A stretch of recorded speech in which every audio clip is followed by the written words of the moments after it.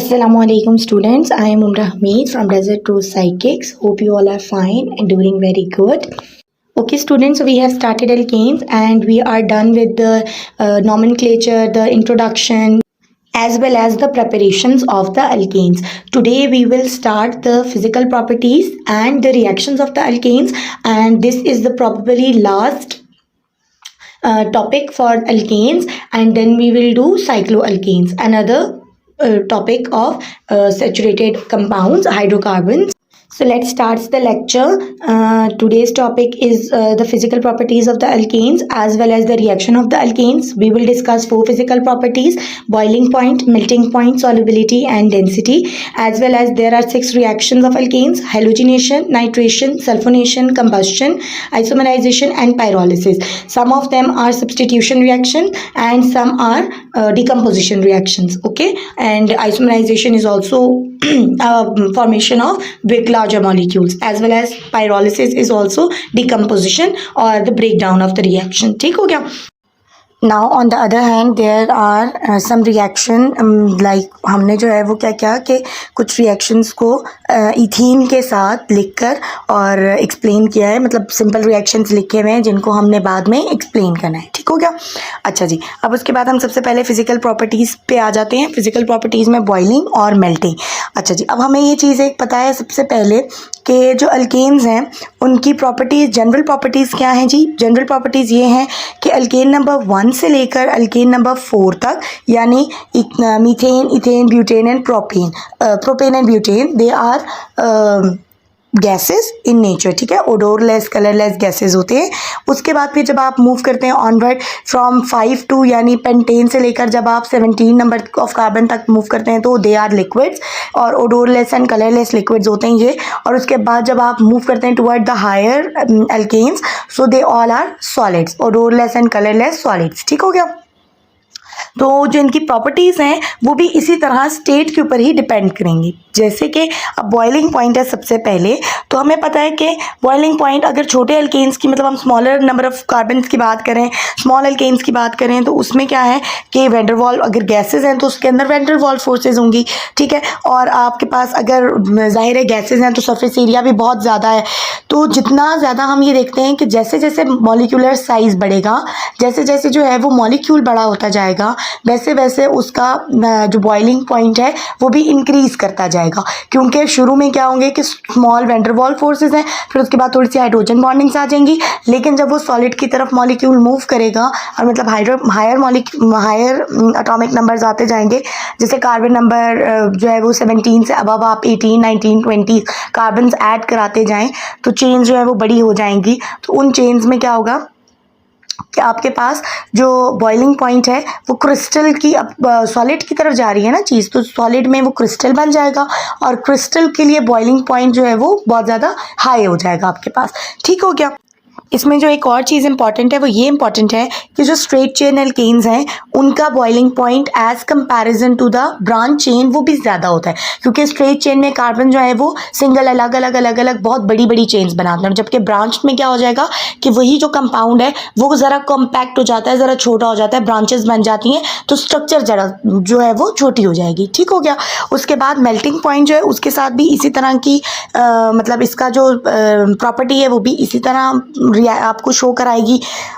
जैसे कि जो मेल्टिंग पॉइंट ऑफ एल्केन्स है वो क्या है कि सेम ट्रेंड है बॉइलिंग पॉइंट की तरह. अब इनके दरमियान में जो इंटरमॉलिक्यूलर फोर्सेज है मेल्टिंग पॉइंट में, उनको तोड़ना, उनको मेल्ट करना, तो वो भी उसी सीक्वेंस में चला जाएगा कि जैसे जैसे नंबर ऑफ कार्बन इंक्रीज़ करता है उसी तरह आपके पास जो मेल्टिंग पॉइंट है वो भी इंक्रीज़ करता है. लेकिन अगर आप मेल्टिंग एंड बॉइलिंग पॉइंट का आपस में कंपेरिजन करेंगे तो बॉइलिंग पॉइंट की जो वैल्यूज़ हैं वो इन कंपेरिजन ज़रा फिर भी ज़रा और बड़ी लार्जर वैल्यूज़ होंगी, लेकिन जो मेल्टिंग पॉइंट की वैल्यूज़ हैं वो थोड़ी सी उससे कंपैरिजन में छोटी हो जाएंगी. ठीक हो गया? इसमें एक चीज़ जो इंपॉर्टेंट है वो ये है कि आपके पास जो इवन नंबर के होते हैं अल्केन्स, यानी जो कार्बन 18, 20, 27, 30, 35, 36 सॉरी, तो उसमें क्या होगा कि आपके पास मेल्टिंग पॉइंट जो है वो कंपैरेटिवली ज़्यादा होगा एज़ कम्पेयर टू जो ऑड नंबर्स हैं जैसे 37, 35 ये जो नंबर्स हैं। और इसकी वजह ये होती है कि इवन नंबर में जो आपके पास स्ट्रक्चर है वो उसकी कंपैक्ट जो होता है ना, वो जो क्रिस्टल बनता है वो बहुत कंपैक्ट सा होता है। लेकिन जो ऑड नंबर होगा उसमें चूंकि कार्बन का नंबर कम है तो वो क्रिस्टल जो है वो उतना ज़्यादा कॉम्पैक्ट और उतना ज़्यादा अच्छा नहीं बना हुआ होगा, तो वो मेल्ट उसको आसान, थोड़ा सा उसमें मेल्टिंग जो पॉइंट है वो आसान हो जाएगा और थोड़ा कम हो जाएगा। ठीक हो गया, लो मेल्टिंग पॉइंट पे चला जाएगा। जबकि सेम अगर आप जो थोड़ा बड़ा क्रिस्टल है उसकी बात करेंगे, यानी इवन नंबर वाले क्रिस्टल में क्या होगा कि दो के पेयर अगर बन रहे हैं और क्रिस्टल जो है वो बड़ा अच्छा जो है वो पॉइंटेड सा और आपके पास कॉम्पैक्ट सा बन जाएगा, जिसको मेल्ट करना थोड़ा सा डिफिकल्ट हो जाएगा, तो मेल्टिंग पॉइंट जो है वो थोड़ा सा हायर हो जाएगा। अब इसके बाद आ गया आपके पास जो है वो सॉल्युबिलिटी और डेंसिटी। अब सॉल्युबिलिटी क्या है कि ऑर्गेनिक मॉलिक्यूल्स चूंकि नॉन पोलर इन नेचर होते हैं, तो और इन दोनों और नॉन पोलर की वजह ये होगी कि कार्बन और हाइड्रोजन की जो इलेक्ट्रोनेगेटिविटीज़ हैं वो इतनी ज़्यादा जो है वो एक दूसरे से डिफरेंट नहीं है, बल्कि करीब करीब ही हैं, तो इसलिए इनके दरमियान कोई पोल्स बनते नहीं और कोई प्रॉपर पोलर स्ट्रक्चर नहीं बनता। ठीक हो गया, तो ये नॉन पोलर कंपाउंड्स हैं, तो ये कभी भी पोलर सॉल्वेंट्स में डिजॉल्व नहीं हो सकेंगे। तो इनको डिजॉल्व करने के लिए ऑब्वियसली हमें नॉन पोलर या ऑर्गेनिक सॉल्वेंट्स चाहिए। इनको हम जनरली कहते हैं कि हाइड्रोफोबिक हैं इन वाटर, तो इसीलिए अगर आप देखेंगे तो वाटर में कभी इसको मिक्स करने की कोशिश करें, वाटर और ऑयल को, जो आपके पास पैराफिन्स होते हैं तो वो कभी भी मिक्स अप नहीं होंगे बल्कि एक लेयर बना देंगे। ठीक है, और डेंसिटी के लिए भी कुछ इसी तरह की बात है कि जो लोअर इनकी जो अल्केन्स की डेंसिटी है वो वाटर से बहुत कम होती है, और जैसे जैसे आपका मॉलिक्यूलर मास इंक्रीज करता है तो डेंसिटी भी जो है वो इंक्रीज करना शुरू हो जाती है।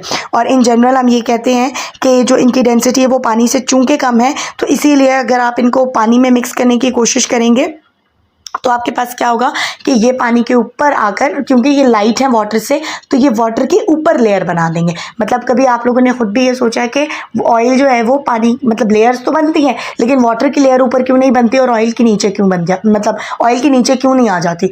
तो उसकी रीज़न यही है कि चूंकि इसकी डेंसिटी वाटर से बहुत कम है तो इस वजह से लेयर्स तो बन जाती हैं, लेकिन ऑयल की या पैराफिन्स की लेयर जो है वो अपसाइड द वाटर बनती है, यानी पानी से ऊपर बन जाती है। ठीक हो गया, ये 4 प्रॉपर्टीज़ हो गई। अब जनाब आगे आपके पास रिएक्शंस ऑफ अल्केन्स। अल्केन्स के जो रिएक्शंस है उसमें सबसे पहला है हेलोजिनेशन। हेलोजिनेशन का मतलब है कि कोई भी आप हेलोजन इसमें सब्सटीट्यूट करा लेंगे। ठीक है जी, और हम सब्सटीट्यूशन कैसे कराते हैं कि हम एक जो हाइड्रोजन है उसको रिप्लेस कराते हैं with any of the halogen.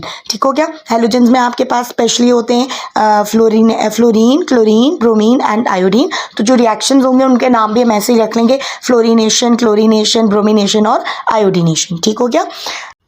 अब हेलोजेंस में भी आपके पास वैरायटी है, लेकिन फ्लोरीन जो है वो बहुत हाईली रिएक्टिव है तो वो रिएक्शन बहुत जल्दी जल्दी दे देता है, तो वो इतना यूजफुल नहीं है। क्लोरीन और ब्रोमीन ज़रा अच्छे रिएक्शंस देते हैं, तो जनरली हम ब्रोमिनेशन और क्लोरीनेशन ज़्यादा करवाते हैं। और आयोडीन का रिएक्शन इतना स्लो होता है कि आयोडीनेशन जो है वो बहुत कम कराई जाती है या किसी कैटलिस्ट के साथ या नहीं कराई जाती। ठीक है, प्रेफर नहीं की जाती। जनरल रिएक्शन या क्या है इसमें कि आपके पास जो अल्केन है उसके साथ आप हेलोजन को रिएक्ट कराते हैं, और हेलोजन चूंकि मॉलिक्यूलर फॉर्म में होती है तो X2 हेलोजन को रिप्रेजेंट कर रहा है। लाइट और हीट जो है वो इसमें हेल्प आउट करेगा क्योंकि रेडिकल्स बनते हैं, और आपके पास जो है वो एक अल्काइल हैलाइड और साथ में आपके पास जो है वो क्या बन जाएगा, हाइड्रोजन हैलाइड। ठीक हो गया, ये चीज़ आपके साथ बन जाती है। नाउ अब आपके पास कुछ हेलोजिनेशन के जो है वो फीचर्स हैं, और उनमें क्या है कि जो RX है, RH जो है वो जनरल फार्मूला है एल्केन का ना, तो उसमें से जो R ग्रुप है वो हमने पढ़ा था लास्ट लेक्चर में कि R group represent the alkyl group. और एडिशन रिएक्शन जब होते हैं तो उसमें क्या होता है कि हाइड्रोजन बिल्कुल रिमूव हो जाता है और हम R ग्रुप पूरा का पूरा किसी और ग्रुप के साथ जाकर अटैच करा देते हैं। लेकिन चूंकि हेलोजिनेशन एक सब्स्टिट्यूशन रिएक्शन है तो इसमें हाइड्रोजन को हम रिप्लेस करा रहे हैं with any of the halogen. जो बनने वाला न्यू कंपाउंड है वो अल्काइल हैलाइड है, और अल्काइल जो है वो R ग्रुप और X जो है वो हैलाइड को रिप्रेजेंट कर रहा है यहाँ पे।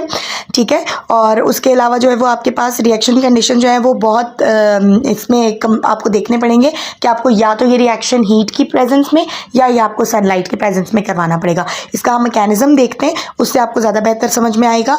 क्योंकि फॉर एग्जाम्पल हम हेलोजिनेशन की एग्जाम्पल ले लेते हैं ना, कि हेलोजिनेशन जो है वो उसमें methane and chlorine when heated at high temperatures in the presence moles of light reacts as follows.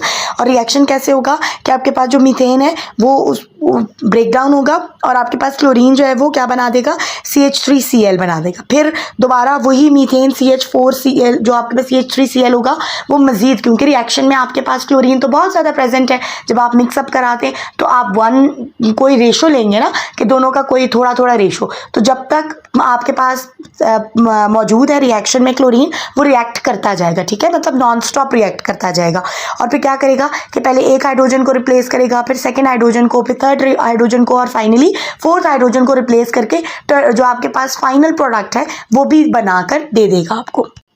और इसमें जो फाइनल प्रोडक्ट बनेगी वो CCl4 होगी, यानी चारों के चारों हाइड्रोजन जो है वो रिप्लेस हो गए विद अ क्लोरीन एटम। ठीक हो गया, क्लोरीन के साथ।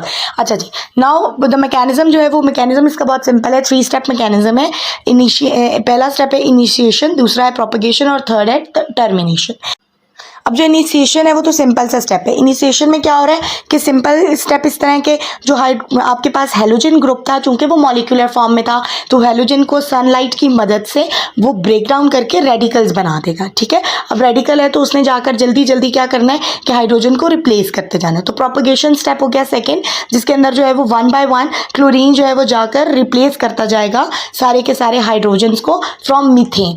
अब अगर आपके पास प्रोपगेशन हो रही है, स्टार्ट हो गई है, तो अब टर्मिनेशन स्टेप होगा जहां पे आपको, यानी वो स्टेप जहां पे आपको लगे कि दिस इज योर प्रोडक्ट और आपको वो प्रोडक्ट चाहिए, तो आप उस प्रोडक्ट को निकालने के लिए टर्मिनेशन स्टेप कर लें कि आपके पास जो है वो आपको फाइनल प्रोडक्ट आपकी वापस, मतलब एंड रिजल्ट जो आपको चाहिए होता है। तो जहां आपको आपका एंड रिजल्ट चाहिए, यानी आपको H3Cl चाहिए, आपको CH3Cl चाहिए, आपको CH2Cl2 चाहिए, आपको CHCl3 चाहिए, आपको CCl4 चाहिए, आपने किस स्टेज पे जो है वो एक रिएक्शन को स्टॉप करना है, वहां पर आप अपना टर्मिनेशन रिएक्शन, यानी वो आपका टर्मिनेशन होगा, आप वहां पे रिएक्शन को एंड कर देंगे। ठीक हो गया, ओके जी। Now second reaction that is nitration.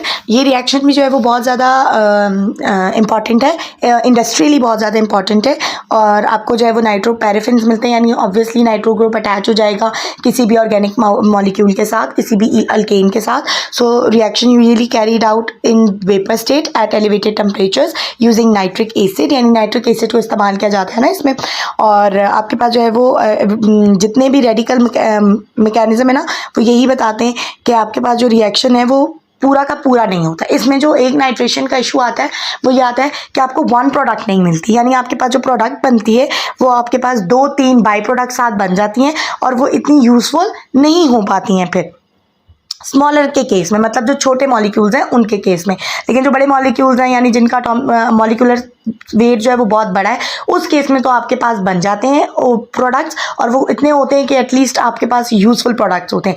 लेकिन केमिस्ट्री के टर्म्स में अगर आपके पास 2 या 3 प्रोडक्ट्स बन रहे हैं और 2 और 3 प्रोडक्ट्स जो हैं वो इस तरह से बन रहे हैं कि मतलब प्रोडक्ट्स में क्या है आपके पास कि 25, 10, 15 और इस तरह करके, यानी कोई प्रॉपर रेंज नहीं है, 50 से ऊपर नहीं जा रही प्रोडक्ट, और सारी प्रोडक्ट्स जो है वो छोटी थोड़ी थोड़ी करके बन रही हैं, तो वो आपके पास यूजफुल प्रोडक्ट्स नहीं कहलाई जाती। ठीक है, तो यही जो है वो केस इनके नाइट्रो के ग्रुप में होता है कि अगर आप छोटे मॉलिक्यूल्स के साथ कोई इस तरह का रिएक्शन करवाना चाहते हैं तो फिर उस केस में आकर आपके पास ये रिएक्शन फेल हो जाता है कि छोटे मॉलिक्यूल्स के साथ ये इतने बाई प्रोडक्ट्स दे देता है कि आपको अपना ओरिजिनल मॉलिक्यूल जो आप चाह रहे होते हैं वो उतना ज़्यादा अमाउंट में नहीं बनता, तो वो फिर आपके लिए केमिकल मतलब रिएक्शन जो है वो फेल ही के किस्म में आ गया। लेकिन हायर मॉलिक्यूल्स के साथ ये बहुत अच्छा सब्स्टिट्यूशन रिएक्शन देता है। सेम केस है, हाइड्रोजन को रिप्लेस कर देगा NO2 ग्रुप के साथ, और वही उसी तरह जिस तरह अभी हमने हेलोजिनेशन देखा कि अल्काइल हैलाइड जो है वो अल्काइल हैलाइड बन जाता है वहाँ पे,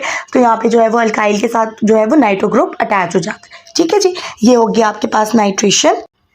अब यहाँ पे जो आपके पास एग्जाम्पल दी हुई है वो ऑब्वियसली प्रोपेन की है। अब आप उसके अंदर जब नाइट्रेशन करवाते हैं तो देखें आपके पास 1 नाइट्रोप्रोपेन बना, नाइट्रो इथेन बना, साथ में 2 नाइट्रोप्रोपेन बना, नाइट्रोमीथेन बन गया। ठीक है, एक प्रोडक्ट आपके पास 25, दूसरी भी 25, तीसरी जो है वो 10% और चौथी 40%। तो ये कोई अच्छी रेंज नहीं है, मतलब इसमें से 40% वाली तो मे भी फिर भी गुजारे लायक है कि चलो एटलीस्ट 40% है, लेकिन बाकी के प्रोडक्ट जो है वो उसकी भी कॉन्सेंट्रेशन को बहुत ज़्यादा कम कर रहे हैं। ठीक है, तो ये थोड़ा सा प्रॉब्लम हमें नाइट्रेशन में स्मॉलर वेट मतलब कम लो वेट वाले मॉलिक्यूल्स में देखने को मिलता है। थर्ड रिएक्शन है जी सल्फोनेशन का।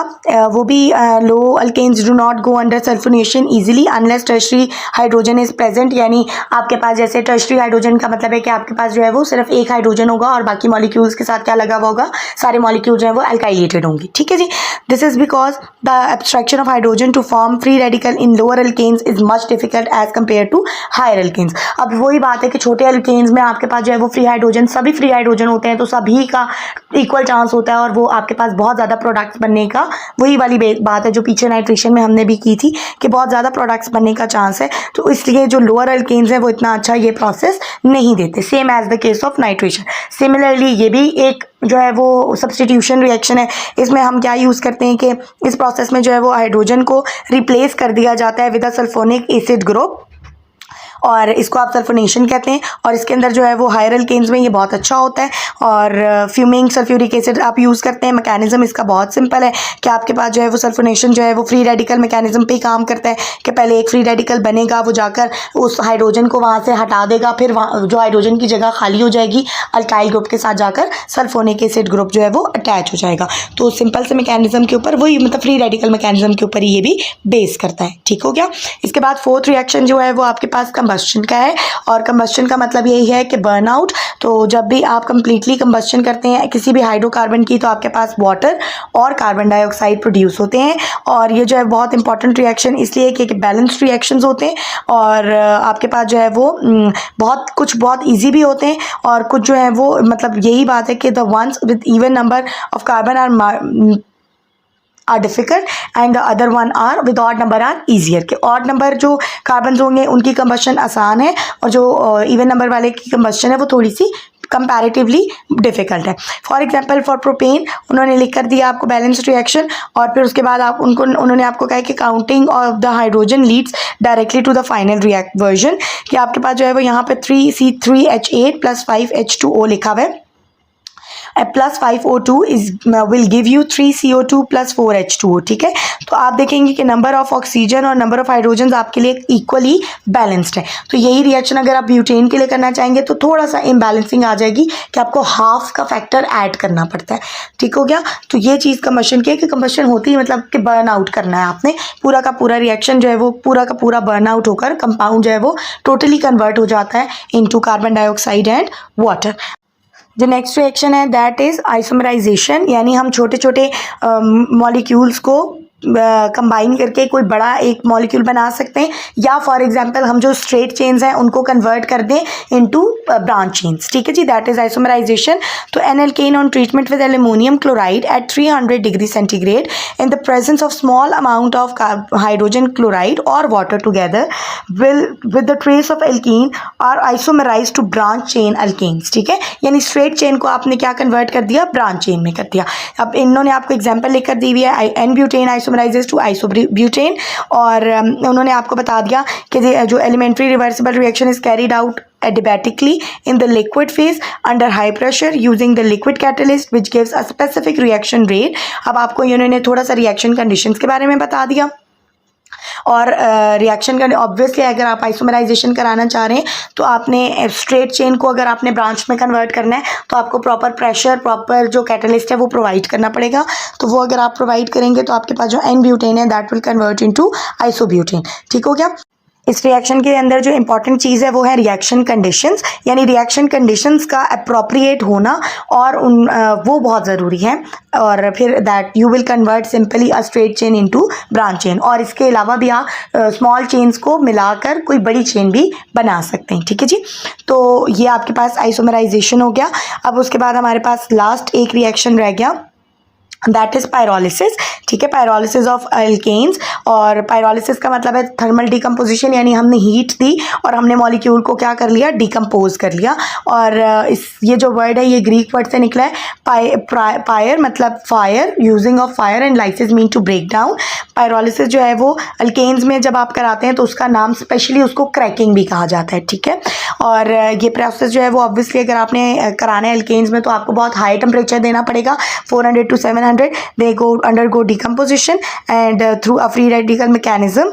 और उसके अंदर क्या होगा कि आपके पास बहुत सारे छोटे छोटे मॉलिक्यूल्स बनना शुरू हो जाएंगे। यानी आपके पास अगर फॉर एग्जांपल आप एरोसल्स किसी एक मॉलिक्यूल की करा रहे हैं तो आपके पास बहुत सारे स्मॉल मॉलिक्यूल जो हैं वो वैरायटी ऑफ मॉलिक्यूल्स बनना शुरू हो जाएंगे। अब जो डिकम्पोजिशन है वो डिफरेंट चीज़ों के ऊपर डिपेंड करती है, किस चीज़ के ऊपर, कि स्ट्रक्चर ऑफ ओरिजिनल एल्केन। यानी ओरिजिनल एल्केन का स्ट्रक्चर कैसा था, वो आपने ब्रांच लिया हुआ था या आपने उसको in form of straight chain था या ब्रांच चेन था। फिर उसके बाद temperature and pressure at which cracking is carried out, कि कितना प्रेशर और कितना टेम्परेचर आपने उसको प्रोवाइड किया। फिर हीटिंग टाइम क्या था उसका, यानी आपने उसको कितनी देर हीट किया, कितनी देर डिकम्पोजिशन में आपने लगा दी। ठीक है। और लास्ट स्टेप है जी presence and absence of catalyst, क्योंकि आपके पास जो है वो स्पेशली इसमें मेटल ऑक्साइड्स यूज़ होते हैं, सिलिका, एल्युमिनिया वगैरह। ठीक है। और आपको पता है कि कैटलिस्ट का काम क्या है कि उसने रिएक्शन टाइम को कम कर देना है। ठीक है। यानी वो जो आपके पास रिएक्शन टाइम है वो कम हो जाएगा और रिएक्शन जल्दी जल्दी स्पीड अप हो जाता है। तो ये चीज़ भी इसके अंदर डिपेंड करता है कि आपने रिएक्शन कैटलिस्ट यूज़ किया है या नहीं यूज़ किया हुआ। एग्जाम्पल में आप देखें, इसके अंदर एक एग्जाम्पल लिखी हुई है आपके पास हेक्सेन की डिकम्पोजिशन हुई हुई है और जो टेम्परेचर उसको आपने दिया है वो है 773 केल्विन। और आप देखेंगे कि आपके पास जो है वो क्या बन रहा है कि आपके पास C6H12 प्लस H2, फिर उसके बाद आपके पास C4 बन रहा है और उसके साथ एक और मॉलिक्यूल रिलीज हो रहा है और एक थर्ड मॉलिक्यूल रहा है। मतलब आपके पास एक डिकम्पोजिशन यानी हेक्सेन की डिकम्पोजिशन से आपके पास डिफरेंट चीज़ें बन सकती हैं। तो जब आप हेक्सेन को डिकम्पोज कराएंगे तो आपके पास जो आपका रिएक्शन होगा कंटेनर, उसके अंदर आपके पास डिफरेंट प्रोडक्ट्स जो हैं वो फॉर्म हो जाएंगे। अच्छा, यहाँ तक जो था वो आपका आज का लेक्चर था। अल्केन्स और उनके रिएक्शंस, प्रॉपर्टीज़ और फिजिकल स्ट्रक्चर्स, नॉमेनक्लेचर, सब कुछ हमने अच्छा खासा जो है वो डिटेल में स्टडी कर लिया। और this is the end of your lecture today and from in the next lecture इंशाल्लाह हम लोग जो है वो साइक्लोअल्केन्स को डिटेल में स्टडी कर लेंगे, उनका नॉमेनक्लेचर और यही properties and then reactions and all the preparation, वो चीज़ें हम देख लेंगे। और thank you so much for your time, thank you so much for watching the video. Please do like the video, subscribe the channel, press the bell icon so you can get more informative content. Allah Hafiz.